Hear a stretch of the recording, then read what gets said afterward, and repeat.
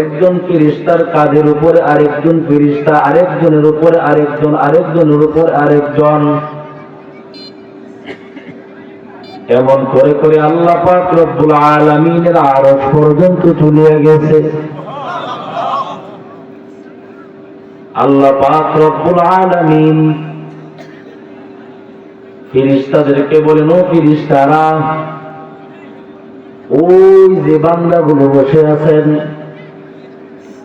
দেওসুলিয়া গ্রামের চকের মধ্যে, এদের কি থাকার জায়গা নাই, ঘুমানোর জায়গা নাই, খাওয়ার জায়গা নাই?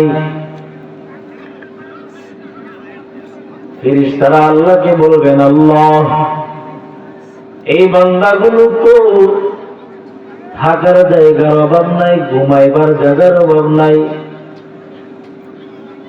আল্লাহ পাক রব্বুল আলামিন বলবেন, তাহলে কিসের জন্য বসে আছেন?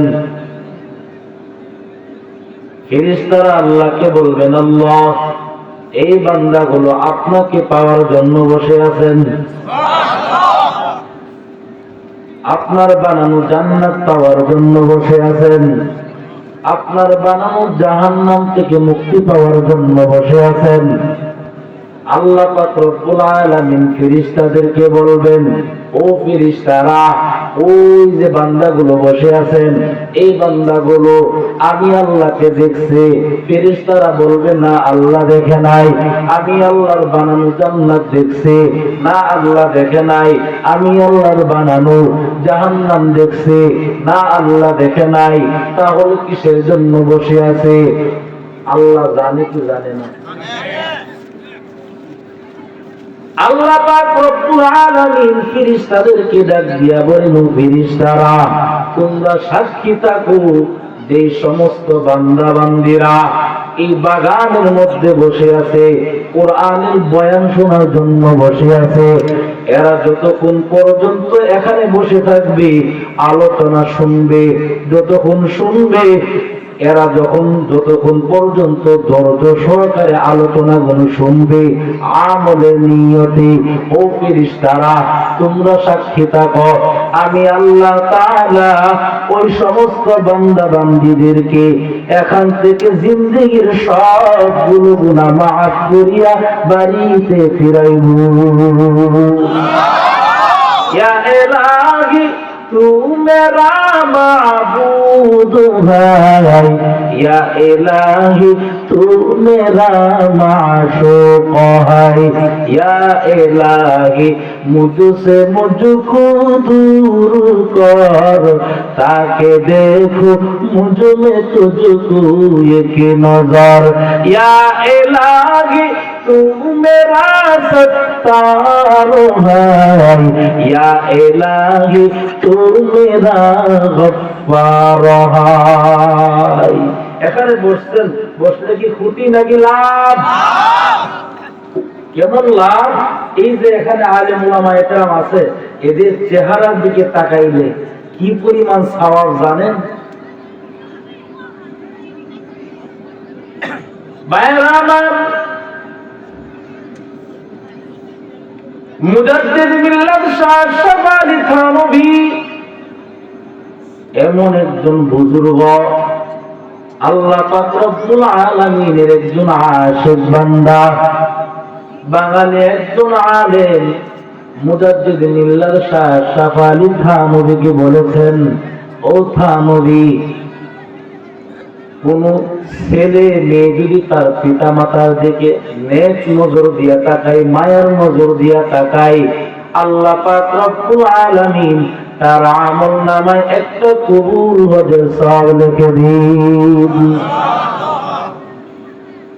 মুজাদ্দিদ মিল্লাত শাহ শফা আলী থানভী দিয়া বলতেছেন, রে বাঙালি আলেম, এটা তো পয়গম্বরের হাদিস, কোন ছেলে মেয়ে যদি তার পিতা মাতার দিকে নেক নজর দিয়া তাকায়, মায়ার নজর দিয়া তাকায়, আল্লাহ পাক রব্বুল আলামিন তার আমল নামায় বাইতুল্লাহ তাওয়াফ করলে যে সওয়াব, ওই সওয়াব দান করেন। ওই বান্দার আমলনামায় একটা কবুল হজের সওয়াব লিখে দেন। এটা তো পয়গম্বরের হাদিস। এবার বাঙালি আলেম ডাক দিয়া বলতেছেন, মুজাদ্দিদ মিল্লাত শাহ শাফা আলী থানভী, এখানে আমার প্রশ্নটা, কোন ছেলে মেয়ে যদি তার পিতা মাতার দিকে নেক নজর দিয়ে তাকানোর কারণে আল্লাহ পাক রব্বুল আলামিন তার আমলনামায় একটা কবুল হজের সওয়াব লিখে দেন। এখানে আমার প্রশ্নটা হচ্ছে, একজন বান্দা যদি একটা আলেমের চেহারার দিকে মায়ার নজর দিয়ে তাকায়, ওই বান্দাটা কি পেতে পারে? মুজাদ্দিদ মিল্লাত শাহ শাফা আলী থানভী ডাক দিয়ে বলতেছেন, ও বাঙালি আলেম, কোন বান্দা যদি তার পিতা মাতার দিকে নেক নজরে তাকানোর কারণে আল্লাহ পাক রব্বুল আলামিন তার আমলনামায় একটা কবুল হজের সওয়াব লিখে দেন, বাইতুল্লাহ তাওয়াফ করলে যে সওয়াব, ওই সওয়াব আল্লাহ তাআলা তার আমলনামায় দান করেন। ও বাঙালি আলেম, একটু মনোযোগ দিয়ে শোনো। আর যদি কোনো বান্দা একজন হক্কানি আলেমের চেহারার দিকে মায়ার নজর দিয়ে তাকায়, ওই বান্দা শুধু বাইতুল্লাহ তাওয়াফ করলে যেই সওয়াব, ওই সওয়াব আল্লাহ তাআলা তার আমলনামায় দান করবেন না। ওই বান্দাটা একজন হক্কানি আলেমের চেহারার দিকে মায়ার নজর দিয়ে তাকানোর কারণে ওই বান্দাটা বাইতুল্লাহর মালিকের পরিচয় পেয়ে যাবে। সুবতে সালেহ তুরা সালে কুনাদ, সুবতে তালে তুরা তালে কুনাদ জামানা, সুবতে বা আউলিয়া বেতারাজ সাদ সালে তাআত বিরিয়া। ওই পাকিস্তানের মুফতি শাফি রহমাতুল্লাহি আলাইহি মুজাদ্দিদ মিল্লাত শাহ শাফা আলী থানভী রাহমাতুল্লাহি আলাইহি ডাক দিয়ে বলতেছেন, ও থানভী, কবি কবিতার মধ্যে বলেছেন, কোন বান্দা যদি একজন আলেমের পিছনে 1 ঘন্টা সময় ব্যয় করে, 1 ঘন্টা সময় লাগায়, আল্লাহ পাক রব্বুল আলামিন তার আমলনামায় 100 নফল নামাজ পড়লে যে সওয়াব, ওই সওয়াব আল্লাহ তাআলা তার আমলনামায় দান করেন।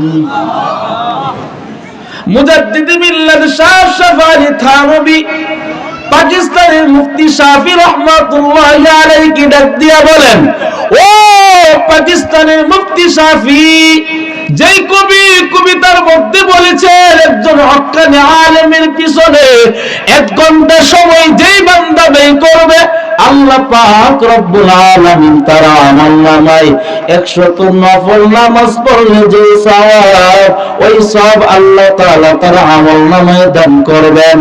আমি থানভী বলতে চাই, ওই কবি কবিতার মধ্যে ভুল লিখেছেন, ভুল লিখেছেন, ভুল লিখেছেন। এখানে বলার দরকার ছিল, কোন বান্দা যদি একজন হক্কানি আলেমের পিছনে 1 ঘন্টা সময় ব্যয় করে, আল্লাহ পাক রব্বুল আলামিন তার আমলনামায় 1 লক্ষ নফল নামাজ পড়লে যে সওয়াব, ওই সওয়াব আল্লাহ তাআলা তার আমলনামায় দান করবেন। মকুন সুসুতি নামাজে পাঞ্জাগানা, ফাওয়াইলুল মুসাল্লিনাল্লাযীনা মুমিনারা ইন্নামাজ ইমদাদ দা ইস্তাইনু, আয়াতে কুরআবা, আয়াতে কদ আফলাহা ইয়াদকুম গাওর কুন্দর মানি আজদের সাদিকুন। ইয়া আইয়ুহাল্লাযীনা আমানুত্তাকুল্লাহ, ইয়া আইয়ুহাল্লাযীনা আমানুত্তাকুল্লাহ ওয়া কুনু মা'আস সাদিকিন।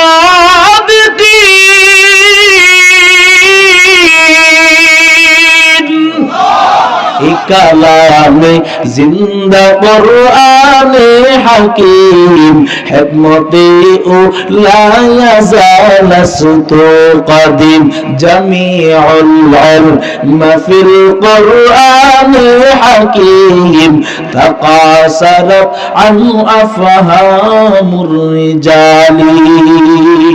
আপনাদের কষ্ট হচ্ছে? এই আল্লাহ ওয়ালা হতে হলে কি মুফতি সাহেব হওয়া লাগবে? বড় আলেম হওয়া লাগবে? হাফেজ হওয়া লাগবে? সাধারণ একটা কৃষক আল্লাহ ওয়ালা হতে পারে, ঠিক কিনা? এমপি সাহেব আল্লাহ ওয়ালা হতে পারে না? মন্ত্রী সাহেব আল্লাহ ওয়ালা হতে পারে না? যে ব্যক্তি নাকি দেশ চালায়, দেশের একজন নায়ক, সেও কি হতে পারে? আল্লাহ ওয়ালা হতে পারে। কি বিশ্বাস হয় না? সাধারণ মানুষ তারাও আল্লাহ ওয়ালা হতে পারে, যারা নাকি দেশের দায়িত্বশীল তারাও আল্লাহ ওয়ালা হতে পারে। এখন আমাদের দেশের দায়িত্বশীল যারা আছে কত বড় বুজুর্গ, ঠিক না? হ্যাঁ, অনেক বড় বুজুর্গ না? এত বড় বুজুর্গ, হে কোন জায়গা সুবহানাল্লাহ কইবেন, কোন জায়গা নাউজুবিল্লাহ কইবেন, বুঝা কইেন। আমাদের দেশের যে রাষ্ট্রনায়ক ছিল, মানুষের সামনে নিয়ে আসছে তবজি, ভিতরে তাদের পরিকল্পনা ছিল ভারতের যে গোলামি, এদের সাথে গোলামি করা, ঠিক কিনা?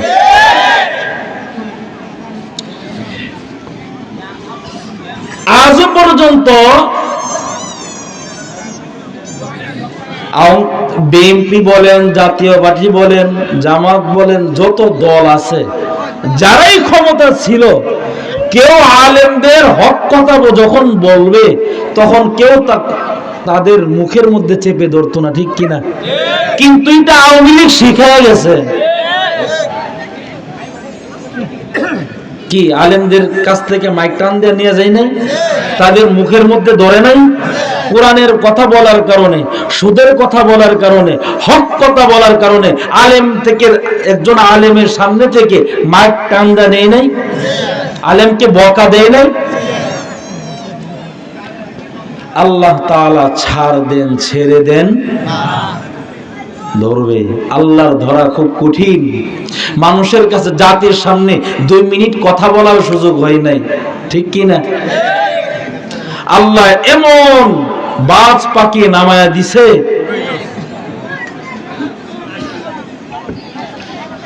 আল্লাহ এই জাতিকে হেফাজত করছেন। আপনারা কি রাগ হইতেছেন?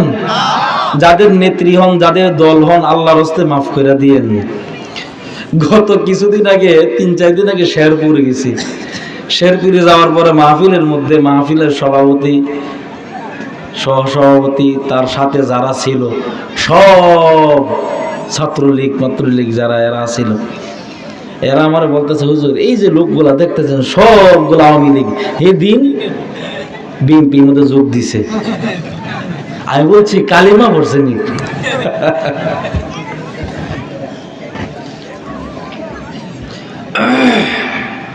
আল্লাহ তাআলা আমাদের সকলকে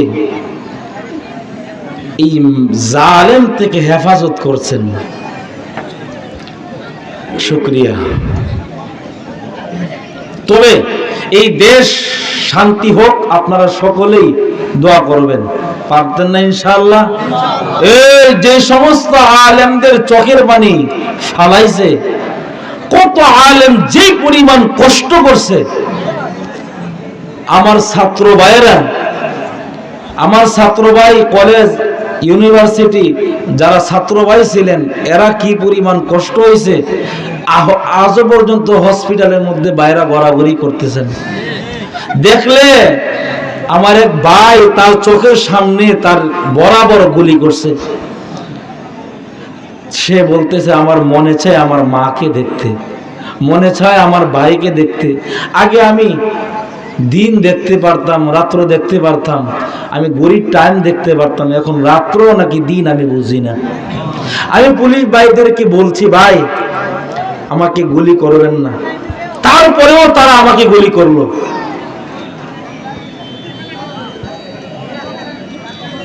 দেখছেনই তো আপনারা, একজন মানুষ দেশের জন্য একজন ভাই বুক পাইতা দিছে, সরাসরি এরা গুলি করছে। তারপরে তার বিচারটা কি হয়েছে দেখছেন না? যেমন তেমন ফল, তার বউ পর্যন্ত চলে গেছে। যখন দেখছে এই ভিডিও, তার বউ পর্যন্ত চলে গেছে। আপনারা কি আমার কথার দ্বারা রাগ হচ্ছেন? আমি বলতেছিলাম আল্লাহওয়ালা হইতে হইলে গরিবও হতে পারে, দুনিয়াও হতে পারে, এমপিও হতে পারে, মন্ত্রীও হতে পারে। ভাইয়েরা আমার, আমি আপনাদের সামনে ছোট একটা ঘটনা বলবো যে একজন দেশের মন্ত্রী কিভাবে আল্লাহওয়ালা হয়েছে, তার মধ্যে কি পরিমাণ তাকওয়া ছিল। ওই ভারতবর্ষের মধ্যে আজও দাঁড়িয়ে আছে ওই দিল্লি শহর, ওই দিল্লি শহরের মধ্যে আজও দাঁড়িয়ে আছে একটা কুতুব মিনার। ওই কুতুব মিনারটা যার নামে দাঁড়িয়ে আছেন, এত বড় একজন বুজুর্গ ছিলেন, এত বড় একজন আল্লাহওয়ালা ছিলেন। ওই কুতুবউদ্দিন বখতিয়ার কাকি রহমাতুল্লাহি আলাইহি ইন্তেকালের আগে একজন তার খাদেমকে ডাক দিয়া বলতেছেন, ও খাদেম, আমি ইন্তেকালের আগে তোমার কাছে দুইটা ওসিয়ত করে গেলাম। দুইটা, আমি যখন দুনিয়া থেকে বিদায় হয়ে যাব, দুনিয়া থেকে বিদায় হয়ে যাওয়ার পর আমার এক নাম্বার ওসিয়ত হচ্ছে আমাকে তাড়াতাড়ি গোসল করাইয়া দাফনের ব্যবস্থা করিয়া দিবা। আজ আমাদের বাংলাদেশের মধ্যে এমন একটা হালাত হয়েছে, আমাদের বাংলার জমিনের মধ্যে সন্তান যদি সিঙ্গাপুরে থাকে আর বাড়ির মধ্যে তার বাবা যদি দুনিয়া থেকে বিদায় হয়ে যায়, সন্তান বলে বাবাকে বরফ মারো, বাবাকে ফ্রিজের মধ্যে ঢুকাও, তাকে আইসিইউ এর ভিতরে ঢুকাও, যা কিছু লাগে, বাবাকে কবর দেওয়া লাগবে না, আমি আসার পরে বাবাকে কবর দিব। এবার ওই সন্তান বিদেশ থেকে আসলো, বিদেশ থেকে আসিয়া এবার বাবা গলাটার মধ্যে একটা ধরে আন্দা দিয়া একটা চিৎকার দিল, বাবা জিন্দা হয়ে গেল। এমনটা নাকি?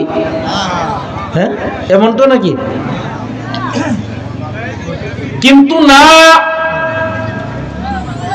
যে চিৎকারটা ওই বাবার গলার মধ্যে জড়াইয়া দিছে, ওই চিৎকারটা যদি আল্লাহ তাআলার ঘর মসজিদের মধ্যে গিয়া দিতেন, সেজদায় পড়িয়া যদি মাওলার কাছে কান্না করতেন আর বলতেন, রে মালিক, আমি যখন বিদেশের জমিনে যাই, আমি বিদেশে জমিনে যাওয়ার সময় আমি আমার বাবার কাছ থেকে সালাম করিয়া গেলাম, বাবার কাছ থেকে দোয়া নিয়ে গেলাম। ও দয়ার মালিক, ওই বিদেশ থেকে আইসা আমি আমার বাবাকে দেখতে পারি নাই। আয় আল্লাহ, আপনি আমার বাবার কবরটাকে জান্নাতের বাগান বানায়া দেন। যদি এমন কইরা মাওলার কাছে আল্লাহ তাআলার ঘর মসজিদের মধ্যে ঢুকিয়া এমন ভাবে জিদে গিয়া ওই জায়গায় চিৎকারটা দিত, আল্লাহ পাক রব্বুল আলামিন তার বাবার কবরটাকে জান্নাতের বাগান বানায়া দিত। খাদেমকে ডাক দিয়ে বলতেছিল, খাদেম, আমি যখন দুনিয়া থেকে বিদায় হয়ে যাব, তোমার কাছে এক নাম্বার ওসিয়ত, আমাকে অতি তাড়াতাড়ি দাফনের ব্যবস্থা করিয়া দিবা। দ্বিতীয় নাম্বার, আমাকে যখন গোসল করাইয়া আমাকে যখন জানাজার মাঠে নিয়ে যাইবা, জানাজার মাঠে নিয়ে যাওয়ার সময় ওই কঠিন মুহূর্তে ওই সময় জানাজার মাঠে নিয়া আমাকে যখন উপস্থিত করবা, তখন দেখবা ময়দানে চতুর্দিক দিয়া ভারতবর্ষের অনেক বড় বড় আলেমেরা আসবেন, অনেক বড় বড় মুফতি সাহেবরা আসবেন। এরা মনে মনে ভাববেন, আজকে যদি এই কুতুবউদ্দিনের জানাজার ইমামতি করতে পারতাম, আমার কপালটা কতই না ভালো ছিল। শত শত আলেম উলামারা থাকবেন, উপস্থিত থাকবেন।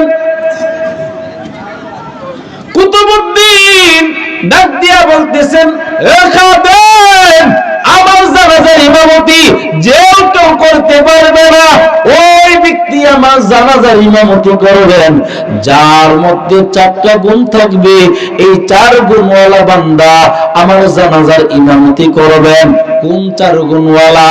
এই 4 গুণের মধ্যে 1 নাম্বার গুণ, যেই বান্দা নাকি আসরে 4 রাকাত ফরজ নামাজের আগে যে 4 রাকাত সুন্নত আছে, জিন্দেগিতে কোনোদিন ছুটে নাই, কোনোদিন আসরে 4 রাকাত ফরজ নামাজের আগে যে 4 রাকাত সুন্নত আছে, জিন্দেগিতে কোনোদিন ছাড়ে নাই, ওই বান্দা আমার জানাজার ইমামতি করবেন।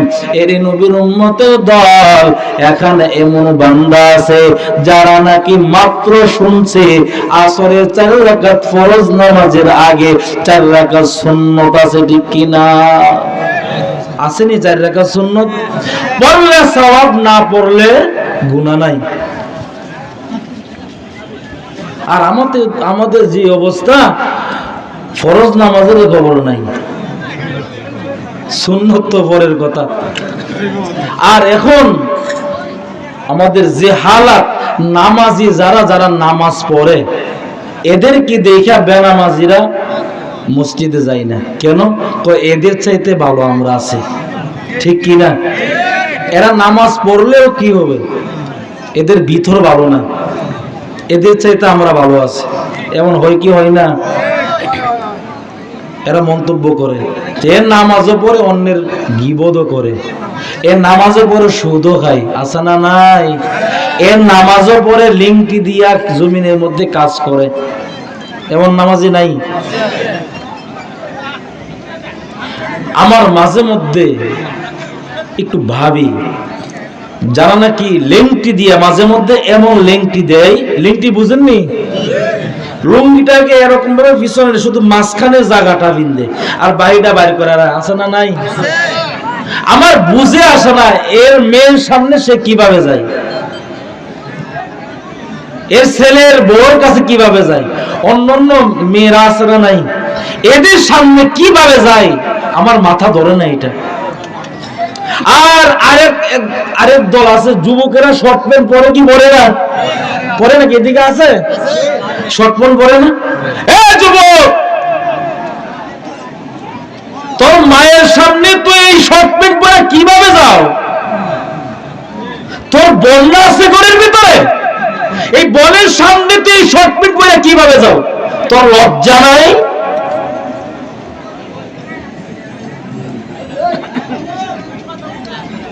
তোর বিবেকটা ধরে কিভাবে আমার বোনের সামনে, আমি আমার মায়ের সামনে শর্ট প্যান্ট পরে কিভাবে যাব? কি আমার কথার দ্বারা কি আপনারা কষ্ট পাচ্ছেন? যদি কষ্ট পান, আল্লাহর হস্তে মাফ করে দিবেন। কি এমন আছে না নাই? এ যুবকেরা, শর্ট প্যান্ট পরবানি মায়ের সামনে, বোনের সামনে পড়েন না, হাঁটুর নিচে পড়েন। এটা তো আলেম ওলামারা বাধা দিছে, না করছে? না করে নাই। তবে এতটুকু পর্যন্ত আপনি কেন পড়েন?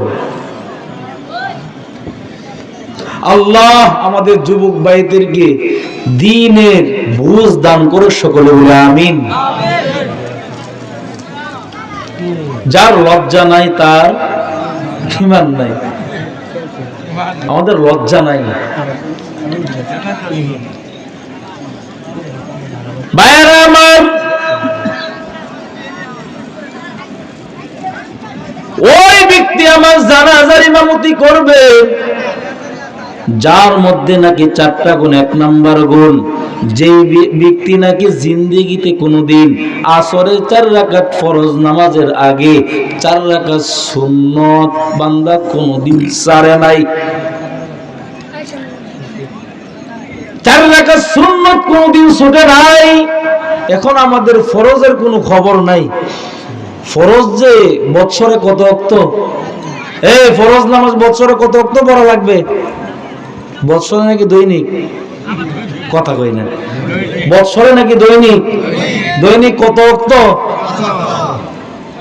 এই পিছনে এরা জানে না মনে হয়। দৈনিক কত ওয়াক্ত সবাই বলেন, নাকি পড়েন না দিকে ভয়ে বলেন না? সবাই বলেন দৈনিক কত ওয়াক্ত নামাজ? আপনাদের ছোট্ট একটা প্রশ্ন করি, বলুন তো দেখি, আমার নবী সর্বপ্রথম আল্লাহর কাছ থেকে কত ওয়াক্ত নামাজ নিয়ে আসছিলেন? সবাই বলেন 50 ওয়াক্ত। এর মধ্যে কমাইতে কমাইতে কমাইতে কমাইতে কমাইতে কমাইতে কত ওয়াক্ত নিয়ে আসলেন? মুসলমান যুবক, যখন 5 ওয়াক্ত নামাজ নিয়ে আসলেন, আমার মায়ের নবীতুল লিল আলামিনের মনটা ছোট হয়ে গেল। আল্লাহ পাক রব্বুল আলামিন নবীকে ডাক দিয়া বলেন, পয়গম্বর আপনি আপনার মনটাকে ছোট করিয়েন না, মনটাকে বেজার করিয়েন না। আপনার উম্মতেরা যদি 5 ওয়াক্ত নামাজ সময় মতো ওয়াক্ত মতো জামাতের সাথে আদায় করে, আমি আল্লাহ তাআলা আপনার বরকতে, আপনার জন্য, আপনার উম্মত হওয়ার কারণে আমি আল্লাহ তাআলা আপনার উম্মতদেরকে 50 ওয়াক্ত নামাজের সওয়াব লিখে দিব। দেওশুলিয়ার মুসলমান যুবক, কেমন একজন নবী পেয়েছো, যেই নবীর জন্য আসমান পাগল, জমিন পাগল, যেই নবীর জন্য গর্তের পিপিলিকা পর্যন্ত পাগল, যেই নবীর জন্য মাছ পাগল, গাছ পাগল। শুধু তা না, ওই সমস্ত নবীরা আমার আল্লাহ তাআলার আশিক, আর আমার আল্লাহ নিজে আমার নবীর আশিক। ওগো নবীর উম্মতেরা হইয়া জি দিশাহারা, কুরআন হাদিসের চলো যখন যাহা চাই মনে, নবী বিনে কে তরাবে ফুলসিরাত মিজানে, নবী বিনে কে তরাবে ফুলসিরাত মিজানে। নবী আমার জীবন বরে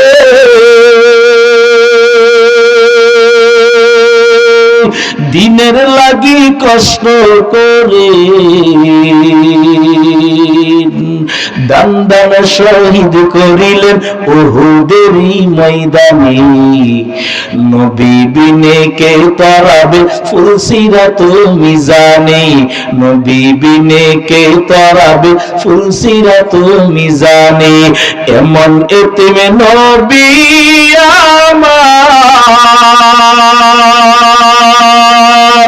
পিতা মাতা নাই যে তাহার, এমন এতিম নবী আমার, পিতা মাতা নাই যে তাহার। তারপরেও কত মারা মারলো তাকে দুশ্মনী, নবী বিনে কে তরাবে ফুলসিরাত মিজানে, নবী বিনে কে তরাবে ফুলসিরাত মিজানে। নবীর মায়া নাই কি তোমার,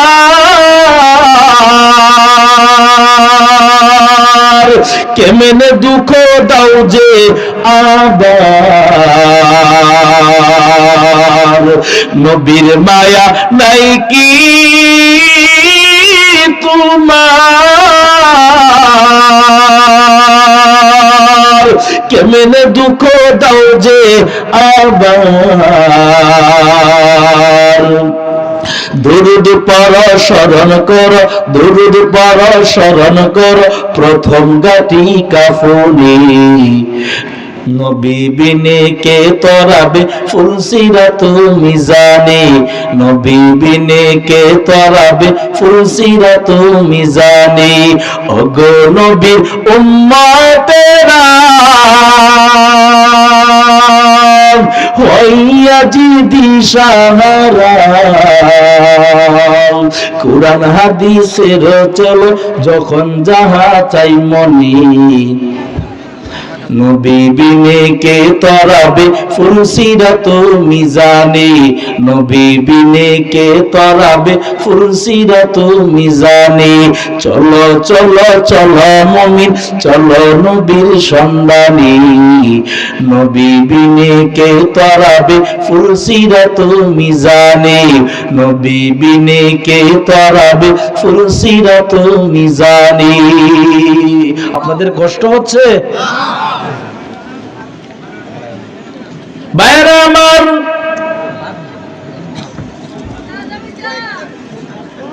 ওই ব্যক্তি আমার জানাজার ইমামতি করবেন যেই ব্যক্তি নাকি জিন্দেগিতে কোনোদিন আসরে 4 রাকাত ফরজ নামাজ, ওই ফরজ নামাজের আগে যে 4 রাকাত সুন্নাত আছে জিন্দেগিতে কোনোদিন ছুটে নাই। 1 নাম্বার।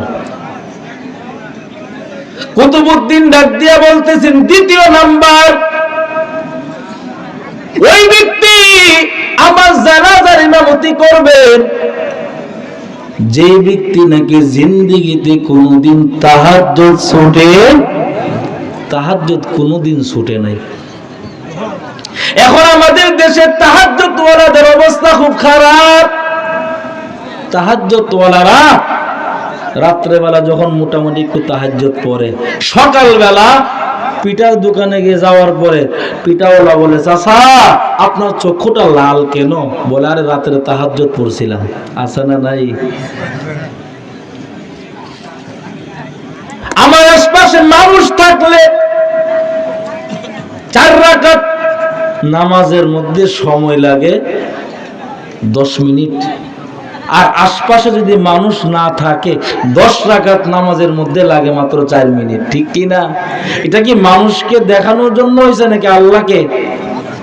মানুষকে দেখানোর জন্য হইল। এই আমল কখনো কাজে আসবে না। অতএব আমার জানাজার ইমামতি ওই ব্যক্তি করবেন। 2য় নাম্বার গুণ, যেই ব্যক্তির মধ্যে 2 নাম্বার গুণ, যে ব্যক্তি নাকি জিন্দেগিতে কোনোদিন তাহাজ্জুদের নামাজ ছুটে নাই। 3 নাম্বার, ওই ব্যক্তি আমার জানাজার ইমামতি করবেন যে ব্যক্তি নাকি জিন্দেগিতে কোনোদিন জবান দিয়ে মিথ্যা কথা বলে না। আজ আমাদের দেশমন্ত্রীরা মনে হয় কোনোদিন মিথ্যা কথা বলে না। হ্যাঁ, মিথ্যা কথা বলে কি রে কয়াছো? বলে আমি এই লাইট উঠি বাজারে, অথচ তারাই।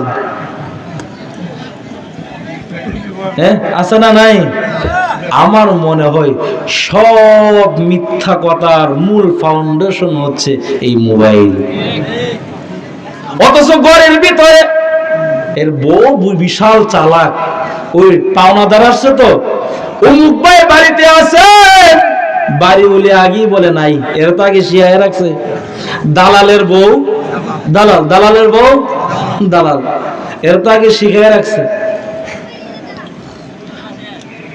ভাইরা আমার, অথচ রাহমাতুল লিল আলামিন বলেছেন যার মধ্যে 2টা গুণ থাকবে, যেই ব্যক্তি নাকি 2টা জিনিসের হেফাজত করবে, আমি নবী নিজে ওই ব্যক্তিকে জান্নাতে নেওয়ার জন্য আল্লাহর কাছে সুপারিশ করব।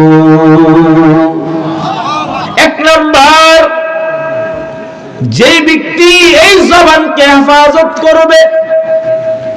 2য় নাম্বার, যেই ব্যক্তি নাকি লজ্জাস্থানকে হেফাজত করবে। এই 2টা জিনিসকে যারা নাকি হেফাজত করবে, আল্লাহ তাআলার রাসূল নিজে আল্লাহর কাছে ওই ব্যক্তির জন্য সুপারিশ করবে। আমরা এই দুইটা জিনিসের হেফাজত করতে পারবো না ইনশাআল্লাহ। এক নাম্বার জবান, দ্বিতীয় নাম্বার লজ্জাস্থান। হেফাজত নাই। দেশের মধ্যে এখন যেই পরিমাণ জিনা বের হয়েছে, আল্লাহ আল্লাহ আমাদের এই সমাজকে হেফাজত করুন, যুবক ভাইদেরকে হেফাজত করুন, মা বোনদেরকে হেফাজত করুন। ওই ব্যক্তি আমার জানাজা ইমামতি করবেন যেই ব্যক্তি জিন্দেগিতে কোনোদিন জবান দিয়ে মিথ্যা কথা বলে নাই। মা বোনেরা একসাথে হইলে সর্বনাশ। মিথ্যা এক বাদশা সমাজের মধ্যে, এলাকার মধ্যে, তার রাজ্যের মধ্যে বলছে আজকে 3.5 দিনের মধ্যে যারা নাকি একটা মিথ্যা কথা বলতে পারবে, যেই মিথ্যা কথাটা আমার কাছে গ্রহণযোগ্য হবে, এরা আমি পুরস্কার দিব। এই সকাল থেকে নিয়া এই সবাই একটা একটা করে মিথ্যা কথা বলতেছে, এই রাজার কাছে গ্রহণযোগ্য হয় না। এক পর্যায়ে মাগরিবের নামাজের আগে শেষ, একজন লোক আইসা বলতেছে, রাজা সাহেব আমি একটা মিথ্যা কথা বলতেছি। আমি আসার সময় আপনার রাজ্যের মধ্যে দেখে আসছি 3 জন মহিলা দাঁড়ায় আছে, একজনও কথা বলে না। রাজা সাহেব বলতেছে, হ্যাঁ ঠিক আছে, এটা মিথ্যা কথা হয়েছে। কেন? 3 জন মহিলা একসাথে যদি দাঁড়ায় থাকে, এখানে চুপ থাকবে, এটা কখনো হতে পারে না। হ্যাঁ, এটা গ্রহণযোগ্য হয়েছে। এবার সকাল থেকে নিয়ে সন্ধ্যা পর্যন্ত সবাই ইন্টারভিউ নিছে, একজনের মিথ্যা কথা কি হয় নাই, গ্রহণযোগ্য হয় নাই, পাশ করে ফেলছে, 1 নম্বর পুরস্কার নিয়ে গেছে। এই জন্য 2 জন 3 জন হইলে অন্যের গীবত, শিকায়াত, মিথ্যা কথা বলে কি বলে না? আল্লাহ আপনি আমাদের মা বোনদেরকে হেফাজত করুন। ওই ব্যক্তি আমার জানাজার ইমামতি করবেন যে ব্যক্তি নাকি জিন্দেগিতে কোনোদিন মিথ্যা কথা বলে নাই। 4 নম্বর গুণ, ওই ব্যক্তি আমার জানাজার ইমামতি করবেন যে ব্যক্তি নাকি জিন্দেগিতে কোনোদিন এই চক্ষু দিয়ে বেগানার দিকে তাকায় না। এই চোখ দিয়ে বেগানার দিকে কোনোদিন তাকায় না। এই 4 গুণের কথা বললেন ময়দানের মধ্যে খাদেম। এই খাদেম যখন 4 গুণের কথা এলান দিয়ে দিলেন, এই 4 গুণ সহজ নাকি কঠিন? এই এলান দেওয়ার পরে ময়দানটা স্তব্ধ হয়ে গেল, চুপ হয়ে গেল, কাহারও কোনো কথা নাই। এবার খাদেম ময়দানের মধ্যে ডাক দিয়ে বলতেছেন, এখানে তো এমন বান্দা আছো, তাড়াতাড়ি চলে আসো, এই 4 গুণওয়ালা বান্দা অবশ্যই আছো। এই 4 গুণওয়ালা বান্দা কে আছো, তাড়াতাড়ি এখানে আসো। কেউ আসে না, ময়দানটা চুপ হয়ে গেল। এক পর্যায়ে খাদেম চিৎকার দিয়া কান্না করে বলতেছেন, ও ময়দানের বাইরা, আপনারা এখানে যারা আছেন অবশ্যই এই ময়দানের মধ্যে 4 গুণওয়ালা বান্দা অবশ্যই আছেন। যদি না থাকতেন কুতুবউদ্দিন ওই 4 গুণওয়ালার ব্যক্তির কথা কখনো বলতো না। অবশ্যই এই ময়দানের মধ্যে আসো, যদি থেকে থাকো তাড়াতাড়ি আসো, এই কুতুবউদ্দিনকে আর কষ্ট দিও না। ময়দানের কোণা থেকে আল্লাহর এক বান্দা মাথাটা ডাকিয়া রুমাল দিয়া ডাক দিয়া বলতেছেন, একটু রাস্তা খুলিয়া দাও, রাস্তাটা একটু খুলিয়া দাও। কান্না করে করে হাঁটতেছেন আর বলতেছেন, এই কুতুবউদ্দিন এমনটা কেন আমাকে করলি, এমনটা কেন করলি? কারণ হলো এই 4 গুণের খবর আমার মা জানে না, আমার বাবা জানে না, আমার স্ত্রী জানে না, আমার ছেলে মেয়ে জানে না, কেউ জানে না। এই 4 গুণের খবর কেন আমাকে বললি? এর নবীর উম্মতের দল ওই 4 গুণওয়ালা বান্দা, এমন এত বড় একজন বান্দা, এত বড় একজন দামি বান্দা, কেমন দামি জানো? ওই ব্যক্তিটা ওই ভারতবর্ষের মধ্যে এক সময় রাষ্ট্রের মূল দায়িত্বের মধ্যে ছিল। ওই ব্যক্তিটার নাম হচ্ছে শামসুদ্দিন আলতামাস রাহমাতুল্লাহি আলাইহি। এর মুমিন, একদিক দিয়া ওই বান্দাটা রাষ্ট্র পরিচালনা করেছেন, অপর দিক দিয়া কোনদিন আসরের 4 রাকাত ফরজ নামাজের আগে জিন্দেগিতে কোনদিন 4 রাকাত সুন্নাত ছুটে নাই।